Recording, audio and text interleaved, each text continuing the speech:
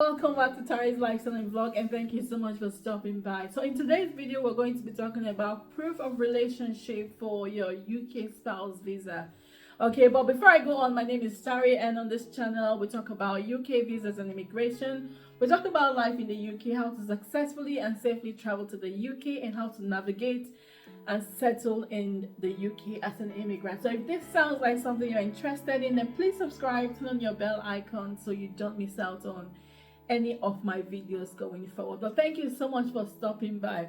So we've done a few videos on the UK spouse visa, the requirements for a UK spouse visa, the required documents for a UK spouse visa, and all of that. And one of the things we talked about is the fact that if you actually have a spouse, if you're in a relationship with a spouse, then you would need a proof of your relationship. You need to submit proof of your relationship to the Home Office for your visa to be approved.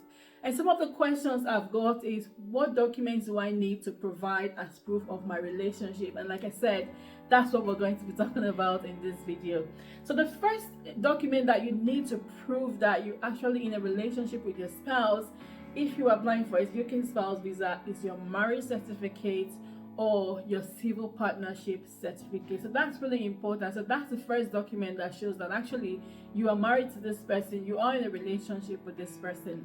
Okay, so the other documents that you would need, I would say proof of communication. So for instance, if you and your spouse are not living together, or even if you're living together, you can also use it. So proof of communication, say for instance you've had emails together, you've had text messages, pictures, you've sent each other pictures and things like that. Communication, whatever communication, telephone calls, telephone conversations, you need to provide all of that. Okay, so the third lot of documents is your pictures, which I've actually just mentioned. So you want to submit pictures of the two of you together in different places, maybe your marriage pictures. If you had a wedding, you want to put pictures of your wedding. If you've been out together on holiday, if you've been out anywhere to see family, you need pictures with yourselves and your family. So however many pictures you have, you want to include them. So if you are living in the same apartment with your spouse, then what you need is your utility bill that has the both of your names on it, okay, on the same address that you are living in.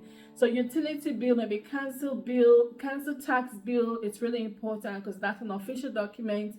It will have both of your names in on the document to show that you are living in the same property. So rental agreement, mortgage agreement that has both your names on and also shows that you live in that property. If you have like a joint account together, then you want bank statements that shows that you've got your accounts together in the same property that you are living. Another official document that shows that you live in the same property, in the same accommodation, maybe a letter from the doctors, from your dentist, letter from your employer and things like that, that just shows that you're actually in a relationship and you live in the same address. So it's really important if you are in the same address or if you're living together. But if you're not living together, like I said before, proof of your marriage certificate, your pictures together, communications. And you might also want to write a letter as well to say, okay, I've been living with this person, or I've been in a relationship with this person for such a long time, especially if you're not living together. Like in my case, that was what I did. I included a letter to say, okay, I've been separated from my spouse for a long time, we need to be together, and I just put the reasons why I want him to be with me and things like that.